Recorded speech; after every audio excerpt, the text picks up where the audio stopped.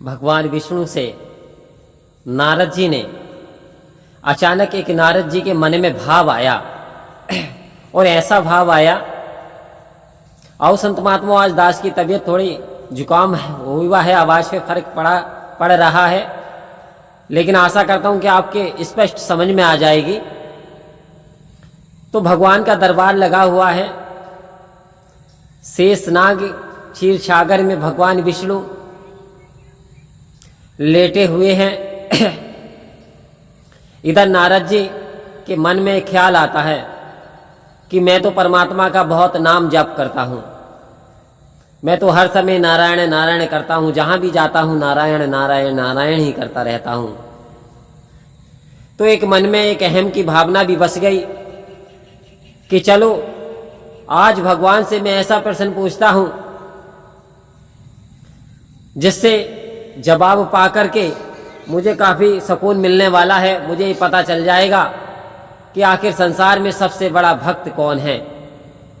परमात्मा से, भगवान विष्णु से नारद जी पूछने लगे, आप बताइए इस समय संसार में सबसे श्रेष्ठ भक्त कौन सा है, और कैसे भक्त सबसे श्रेष्ठ होते हैं, और कैसे हुआ जा सकता है श्रेष्ठ। भगवान मुस्कुराए, बोले क्यों जानना चाहते हो, भक्ति करनी है भक्ति करो, आनंद में जीवन जियो, हर क्षण परमात्मा ने ये दिया है, इसका आनंद लो, हर पल का आनंद लो, क्योंकि एक एक पल की कीमत होती है संत महात्माओं। एक एक पल यदि बीत जाए तो दूसरा पल तो मिल सकता है, लेकिन जो बीता हुआ पल वो आप लाख कोशिशें कर लो वापस नहीं आ सकता। तो भगवान विष्णु से पूछने लगे, नारद को कुछ अहंकार ऐसा हो गया कि सबसे ज्यादा नाम जप तो मैं ही करता हूं, मैं परमात्मा का नाम लेता हूं, तो मैं ही लिस्ट की सबसे ऊपर श्रेणी में होऊंगा। लेकिन आश्चर्य तो जब हुआ, नारद जी का अहंकार तो उस समय टूट गया जब भगवान विष्णु मुस्कुराए और बोले, आखिर क्यों पूछना चाहते हो। नारद ने कहा, प्रभु पूछना चाहता हूं। तो कहते, अच्छा सारे संसार में पूछना चाहते हो। तो वो कहते हैं कि फला फला गांव में एक किसान रहता है और वो किसान सबसे बड़ा भक्त है। इस समय मेरा सबसे बड़ा भक्त, सबसे बड़ा संत वो किसान है। ये सुनकर के नारद जी के पैरों के तले जमीन खिसक गई। बोले, प्रभु ऐसा वो करता क्या है जो इतना बड़ा संत है, सबसे पहले उसका नंबर आ रहा है, और मैं जो कि नारायण नारायण करता रहता हूं, परमात्मा का नाम लेता रहता हूं हर समय, तो मेरा नंबर क्यों नहीं आ रहा। तब नारद जी वेश बदल करके उस गांव में चले गए। उस गांव में जाकर के उस किसान के यहां कोई यत्न करके कह रहे कि भाई हम भी परदेसी हैं, कृपा करो कि हमें भी थोड़ा काम कर लिया करेंगे और 2 वक्त की रोटी मिल जाए। तो आओ संत महात्माओं, ऐसा कह करके किसान बड़ा दयालु स्वभाव का था, उसने रख लिया उन्हें अपने पास में। बोले, चलिए काम करें ना करें, आप तो संत लग रहे हैं, आप रह लीजिए, जितना मर्जी आए इतना रह सकते हैं। संत महात्माओं देखना चाहते थे आखिर ये भक्त इतना बड़ा कैसे बना और क्या ये करता है। तो जब भी किसान सुबह को उठता तो सबसे पहले सारे कामों को छोड़ करके हाथ जोड़ करके नतमस्तक हो जाता, दंडवत प्रणाम करता भगवान के लिए। क्या कहता, भगवान तेरी बड़ी कृपा है, तेरी कृपा से मेरी रात्रि बड़ी अच्छी बीती और तेरी कृपा से मेरा दिन भी अच्छा गुजरेगा। आपने बड़ी दया दृष्टि की प्रभु, इतना सुनहरा सवेरा मुझे दिखाया। और बड़ा मुस्कुराहट, और फिर अपने काम में जुट जाता। अपना काम में हल लेकर के, बैलों को लेकर के खेत में आज चला गया और जाकर के हल जोड़ने से पहले हाथ जोड़ी, प्रभु करन करा बनिहार तू, सब कुछ तेरे पास, अंग संग तुझको देख के ये दास करे अरदास।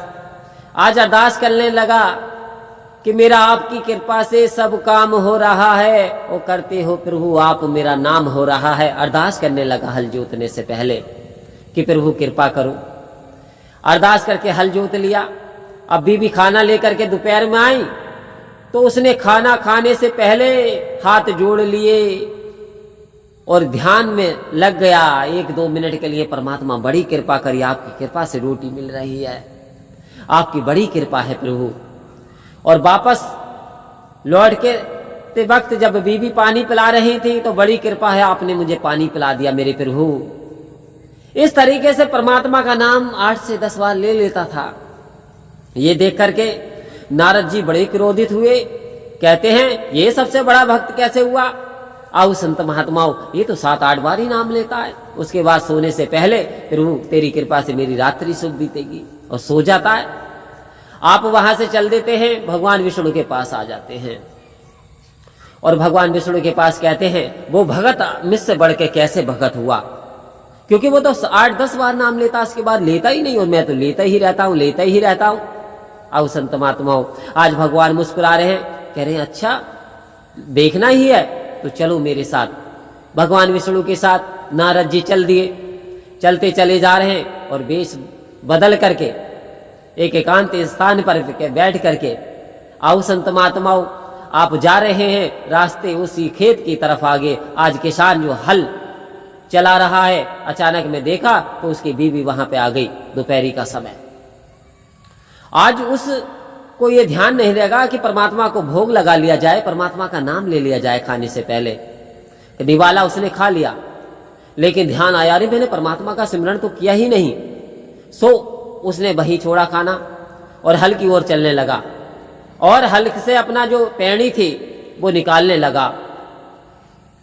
बीवी कहती है क्या करोगे? कह रहे भगवान का नाम नहीं लिया, पेट को फाड़ूंगा और उस निवाले को बाहर को निकालूंगा, पहले परमात्मा का नाम लूंगा। आओ संत महात्माओं, पैड़ी निकाल के ले आया, पेट पे मारने ही वाला था कि अचानक एक साधु वहां प्रकट हो गए। वो कहा बच्चा रुक जा, ये क्या कर रहा है? बोले प्रभु का नाम नहीं लिया महात्मा जी, आज मैंने मुझसे बड़ी घोर गलती हो गई, मेरी गलती कैसे क्षमा होगी? बोले अच्छा है, इतनी मोहब्बत करता है। तब उन्होंने कहा बच्चा कोई बात नहीं, परमात्मा तुझसे खुश है, कोई बात नहीं, अब ले ले, तूने प्रायश्चित कर लिया ना, पेट फाड़ने की कोई आवश्यकता नहीं है। परमात्मा तो भाव के भूखे, तेरा ऐसा भाव है ना, तेरा भाव है ऐसा। तो उन्होंने कहा अच्छा परमात्मा स्वीकार करेंगे? बोले जी हाँ।